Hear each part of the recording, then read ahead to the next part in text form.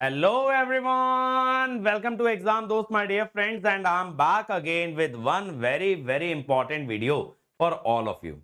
तो यार आप लोग काफी टाइम से डिमांड कर रहे थे कि sir marks versus rank data बताइए। अब तो आपके पास रिस्पॉन्स शीट आ गई है, अब तो प्रेडिक्टर लाइव चला गया है, आपके पास एक्चुअल डेटा है सर, उसके हिसाब से बताइए।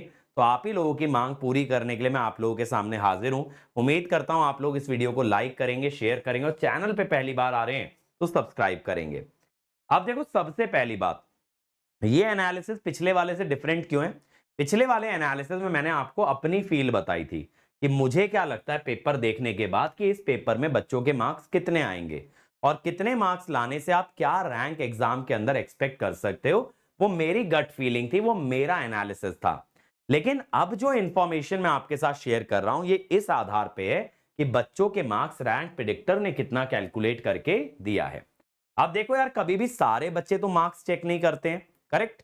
तो प्रेडिक्टर भी क्या करता है, एक्स्ट्रापोलेट ही करता है कि अगर अभी तक जैसे 10,000 बच्चों ने चेक किए उसमें आपका इतना रैंक है, तो फाइनली गेट के रिजल्ट में जब 60,000 70,000 बच्चों का रिजल्ट आएगा तो कितना होगा। इसका मतलब ये नहीं कि रैंक को 7 टाइम्स कर देगा, नहीं, क्योंकि नीचे वाले जो ब्रैकेट्स होते हैं less than 30 marks, less than 40 marks, यहां बच्चे आपके बढ़ते जाते हैं, टॉप वाले ब्रैकेट में कम होते हैं। तो टॉप वाले बच्चों की रैंक थोड़ी सी कम खिसकती है, बट जो बॉटम वाले बच्चे होते हैं उनकी रैंक ज्यादा खिसकती है। तो इसी वजह से इन्हीं सभी चीजों को कंसीडर करते हुए मैंने यहां पे कुछ एनालिसिस आप लोगों के लिए बनाया है। मैंने एक्चुअल डेटा को नजर में रखा है, मैंने प्रिडिक्टर का डेटा नहीं देखा बल्कि एक्चुअल डेटा, बच्चों के एक्चुअल मार्क्स ऑब्टेन्ड, कि जैसे 70 अबव मेरे पास कितने बच्चे हैं, 60 अबव मेरे पास कितने बच्चे हैं, तो उस हिसाब से इनकी रैंक सरक के कहां तक जा सकती है वो मेरा एस्टिमेट है। तो it is combination of your marks and my estimate how much the rank can slide.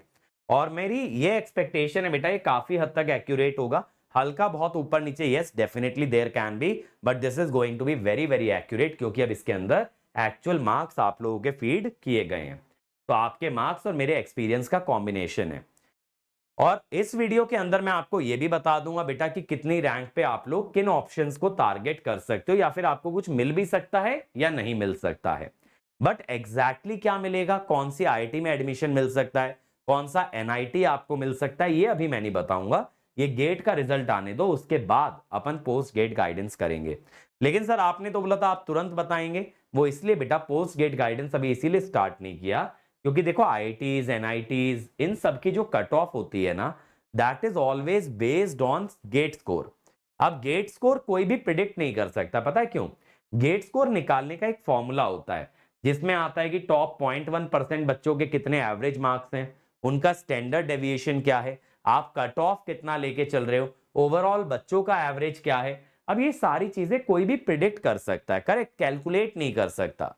तो जब गेट वालों के पास सारे बच्चों का डेटा होता है तो ये कैलकुलेशंस उनके पास आती हैं, तो स्कोर एक्यूरेट निकल के आता है।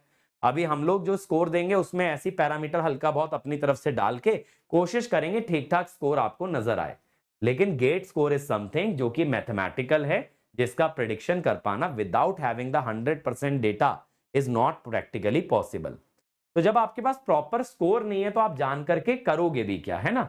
दूसरी बात, अब ये देखो गेट के रिजल्ट में टाइम कितना बचा है, ये वीक ऑलमोस्ट ओवर है, अगले हफ्ते में होली आ रही है, होली के हफ्ते के बाद आपका रिजल्ट कभी भी आ सकता है, 17 से 19 के बीच आपका रिजल्ट रिलीज कर दिया जाएगा।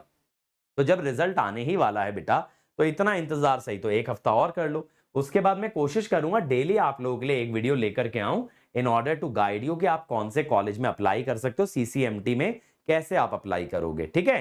तो आप लोगों के साथ मैं लगातार बना रहूंगा जब तक कि आप लोगों का प्लेसमेंट कहीं ना कहीं हो जाए या फिर आपको एमटेक में एडमिशन मिल जाए। ओके, तो आइए देखते हैं एनालिसिस बेटा। अब सबसे पहली चीज देखिए, पहले मैंने बोला था इलेक्ट्रिकल का कट ऑफ 30 मार्क्स जाएगा। अब मैं देख रहा हूं कि काफी कम बच्चे उतने मार्क्स लेके आ पा रहे हैं। इसका मतलब है कि पेपर लो स्कोरिंग है, भले ही पेपर 2024 जितना डिफिकल्ट नहीं था।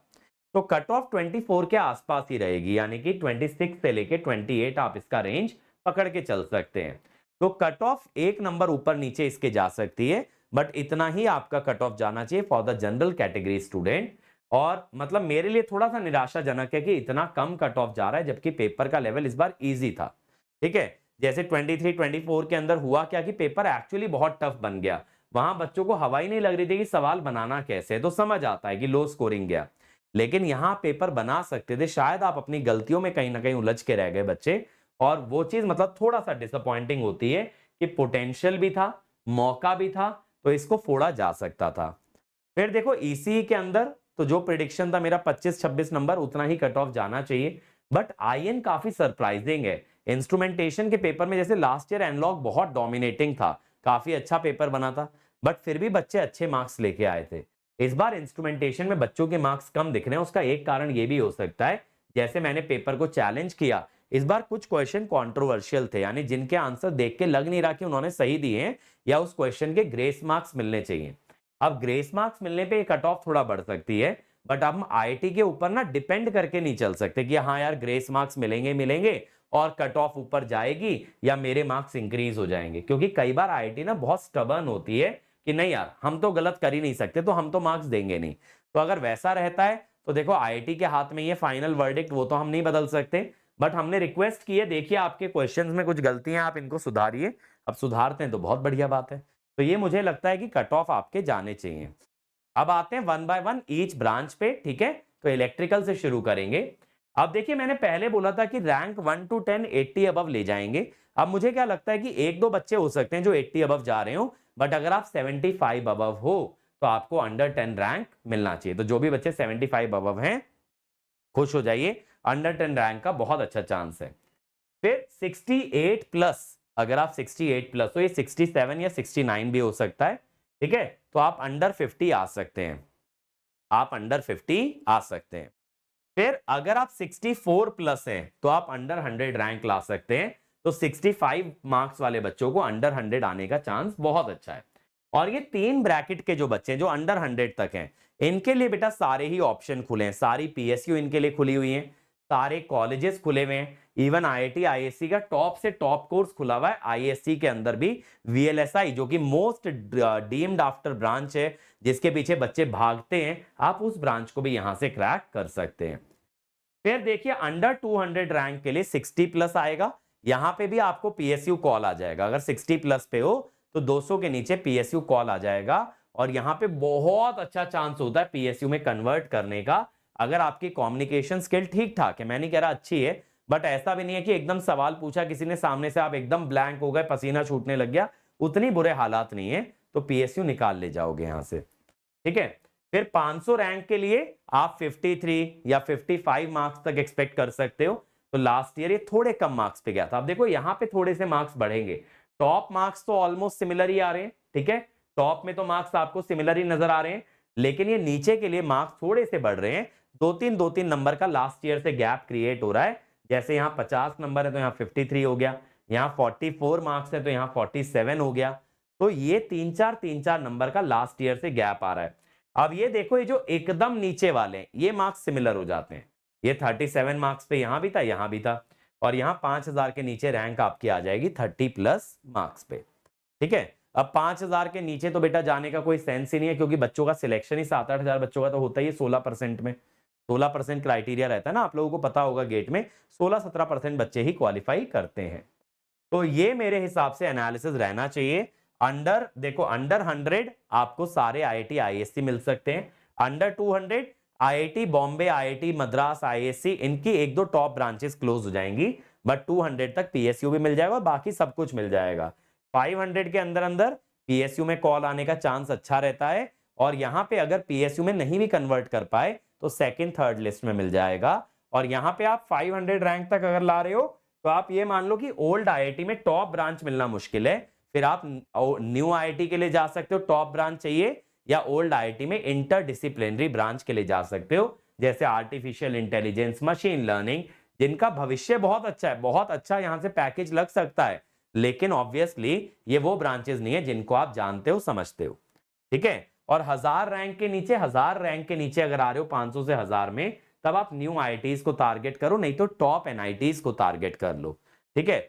और 1000 के ऊपर तो फिर तो भाई जो मिल जाए बढ़िया है, प्रसाद ही है। अब ईसी पे आ जाते हैं। ईसी में भी बेटा 1 से 10 रैंक आप 75 अबव स्कोर कर सकते हो, अगर 75 से ऊपर हो तो टॉप 10 के अंदर आप आ जाएंगे, ठीक है। अब 11 से 50 रैंक आप ला सकते हैं 67 प्लस पे। 67 प्लस पे आप अंडर 50 लाई कर जाएंगे। फिर 100 के नीचे आने के लिए 61 का स्कोर चाहिए, मतलब 60 के ऊपर आप बहुत अच्छी रैंक स्कोर कर सकते हो ईसीई के अंदर। 200 के नीचे 55 नंबर पे आप 200 के नीचे आ जाएंगे। 500 के नीचे आने के लिए ऑलमोस्ट 50 मार्क्स आपको चाहिए। 1000 के नीचे आने के लिए 40 मार्क्स चाहिए। 2000 के नीचे आने के लिए 30 मार्क्स, और कट ऑफ के ऊपर आ गए तो 5000 के नीचे आने के चांसेस हैं। ठीक है, तो ये स्कोर रहना चाहिए। और पैटर्न वही है बेटा ऑप्शंस का कि अंडर 100 सब कुछ मिल जाता है।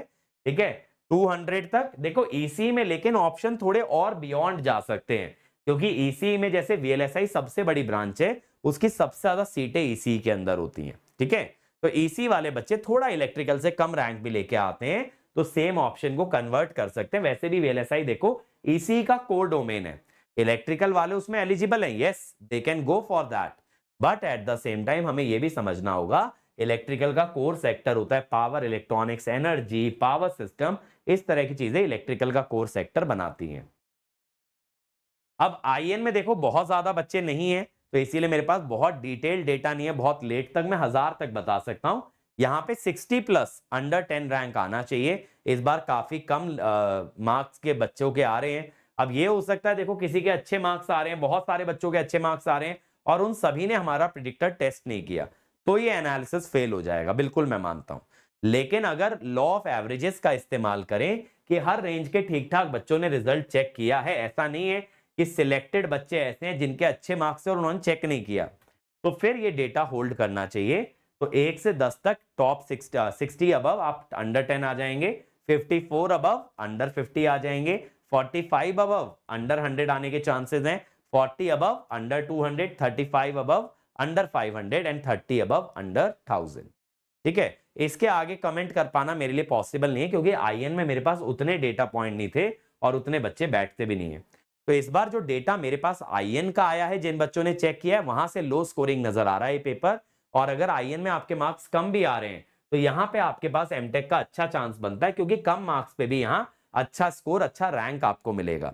रैंक ऊपर आता है तो स्कोर भी ऊपर रहता है। ओके, तो अगर आपका अच्छा रैंक, अच्छा स्कोर आता है और इलेक्ट्रिकल में किसी कारण से आप नीचे रह जाते हो, तो आप आईएन के स्कोर का इस्तेमाल करके भी यहाँ वीएलएसआई में जा सकते हो, कंट्रोल ऑटोमेशन में जा सकते हो। बहुत सारी ब्रांचेस आईएन से भी खुल जाती हैं। एक दो जगह, एक दो ब्रांचेस बंद रहती हैं कि नहीं यार, जैसे वीएलएसआई किसी कॉलेज में आईएन को नहीं अलाउ किया गया, हो सकता है किसी कॉलेज में, हो सकता है इलेक्ट्रिकल का कोर आईएन के लिए रोक दिया गया, लेकिन आईएन का इस्तेमाल करके इंटरडिसिप्लिनरी में भी टॉप ब्रांच आप उठा सकते हो। ठीक है, जैसे मैंने आर्टिफिशियल इंटेलिजेंस का नाम लिया, आज की डेट में आप जानते हो कितना तेजी से वाइल्ड फायर की तरफ स्प्रेड हो रहा है। जैसे जंगल में आग लगती है ना, उतनी रेट से एआई आपका स्प्रेड हो रहा है। तो एआई में तो कूदने का भैया एकदम ऑप्टिमम टाइम है। तो आईएन का स्कोर आपको बहुत ज्यादा फायदा दे सकता है in terms of your MTech. तो आप एमटेक एक सॉलिड ब्रांच से कर सकते हो और वहां से एक सॉलिड पैकेज, सॉलिड प्लेसमेंट आप निकाल सकते हो। ठीक है, तो ये बेटा मेरा एनालिसिस कहता है। बाकी तो अगले 8-10 दिन में दूध का दूध, पानी का पानी हो जाएगा। और क्षमा कर देना अगर ये रिजल्ट ना होल्ड कर पाए, इससे डिफरेंट आ जाए रिजल्ट। कोशिश करता हूं अपनी काबिलियत के हिसाब से आपको best of the best analysis दे पाऊं। ठीक है, और मैं ये नहीं कहता कि भाई मेरा ही डेटा सही है या फिर मेरे को सब कुछ पता है। Obviously I am a human being, अपना एक्सपीरियंस और आप लोगों के रिजल्ट्स को जोड़ के ये एनालिसिस बनाया है। इट्स नॉट कि कोई ऊपर से भविष्यवाणी हुई है और मुझे पता है ऐसा होने वाला है। तो अगर नहीं होगा तो कोई बात नहीं बेटा, एक हफ्ते बाद आपके हाथ में गेट का स्कोर कार्ड आ जाएगा। और मेरी बेस्ट विशेज हैं, अगर कोई बच्चा इस एनालिसिस में नीचे लाई कर रहा है, तो मैं तो कह रहा हूं मेरी पूरी दुआ है आपके साथ कि मेरा एनालिसिस गलत प्रूव हो जाए और आपको एक अच्छा रैंक मिल जाए। मैं हमेशा चाहता हूं जितने भी बच्चे इस चैनल के साथ, मेरे प्लेटफॉर्म के साथ जुड़े हैं, हर बच्चे को बेस्ट से बेस्ट विशेष देने की कोशिश करता हूं। चाहता हूं हर बच्चा अपने करियर में आगे बढ़े, क्योंकि मैं जानता हूं बेटा आप लोगों के साथ आपके दोस्त, आपके माँ बाप, सब लोग कितनी उम्मीदें लगाए बैठे हैं। तो आपको निराश, हताश होते तो मैं भी नहीं देख सकता। तो all the best to all of you. और रिजल्ट के बाद मैं आप लोगों को जितना गाइड कर पाऊंगा, जो आपकी डिमांड्स होंगी और जितना मेरा टाइम परमिट करेगा, दोनों के इंटरसेक्शन को मीट कराऊंगा। ठीक है, अपने टाइम को तो फिर भी थोड़ा स्ट्रेच कर लूंगा। कोशिश करता हूं जो भी आप लोगों की डिमांड होती हैं, उनमें से मैक्सिमम डिमांड्स को मैं अकोमोडेट कर पाऊं। ये मेरी हमेशा कोशिश रही है और आगे भी रहेगी। ठीक है, धन्यवाद, thank you, all the best.